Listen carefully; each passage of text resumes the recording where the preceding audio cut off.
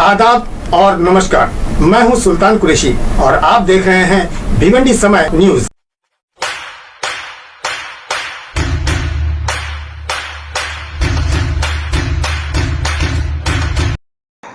नमस्कार, मैं हूं सुल्तान कुरैशी और आप देख रहे हैं भिवंडी समय न्यूज़।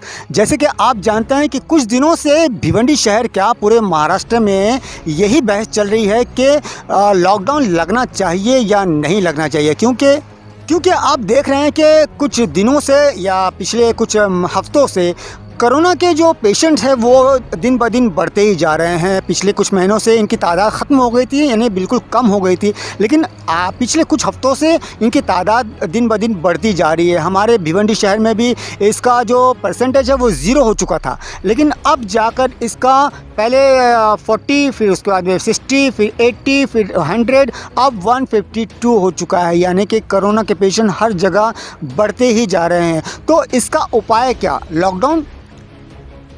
लॉकडाउन नहीं तो हमें इसके लिए कुछ ना कुछ परहेज़ करना चाहिए, जैसे कि मास्क लगाना चाहिए और सैनिटाइज़र यूज़ करना चाहिए, हाथों को बार बार धोना चाहिए, सोशल डिस्टेंसिंग रहना चाहिए। लेकिन भिवंडी में आप देख रहे होंगे कि ऐसा कहीं भी कुछ होता हुआ दिखाई नहीं दे रहा है।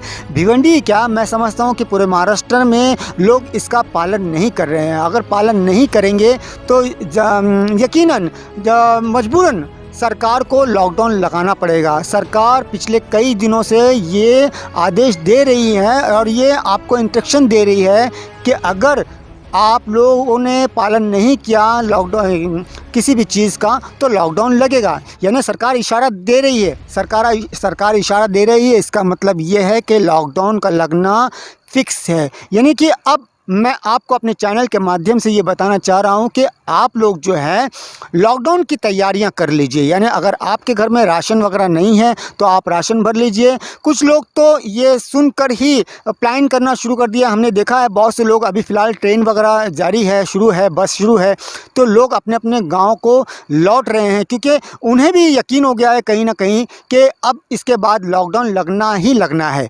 तो हम ये यकीन दहानी के साथ नहीं कह रहे हैं कि लॉकडाउन कब से लगेगा, लेकिन लॉकडाउन लगने की पूरी आशंका है।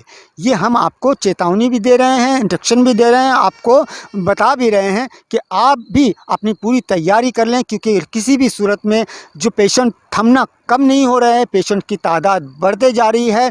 सरकार का ये कहना है कि हमारे पास इतने डॉक्टर नहीं हैं, इतने नर्स नहीं हैं, इतने वार्ड बॉय नहीं हैं कि हम बहुत सारे पेशेंटों का इलाज कर पाएँ एक साथ।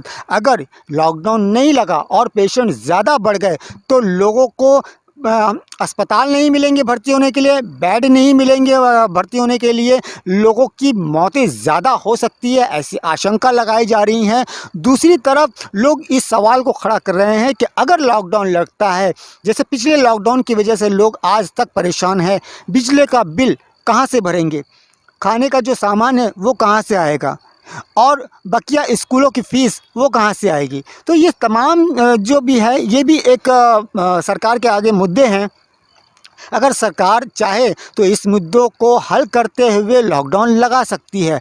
लॉकडाउन लगना है ये तो हम भी जान रहे हैं और आप भी जान रहे हैं। तो हम सरकार के आगे ये रिक्वेस्ट करते हैं कि अगर लॉकडाउन लगाना है तो आप यकीनन लॉकडाउन लगाइए, लेकिन इन तमाम मुद्दों को सामने रखते हुए कि आने वाले लॉकडाउन में चाहे आप वो लॉकडाउन 1 महीने का लगाए, चाहे 2 महीने का लगाए, चाहे 3 महीने का लगाए, या जब तक ये बीमारी ख़त्म नहीं हो जाती तब तक लगाए, लेकिन इन तमाम गरीब इंसानों का, जो मज़दूर लोग हैं, इनका ध्यान में रखते हुए कि इनकी जो रोज़ी रोटी है वो किस तरह से चलेगी, इनके घर किस तरह से चलेंगे, ये बिजली किस तरह से यूज़ होगा, क्योंकि पिछली बिजली को भरने में अब तक लोग हैरान और परेशान हैं।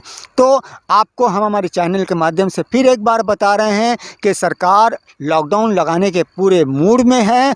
आप भी अपनी पूरी तैयारी कीजिए। मैं अपने सहयोगी खान फ़ख्र आलम के साथ सुल्तान कुरैशी।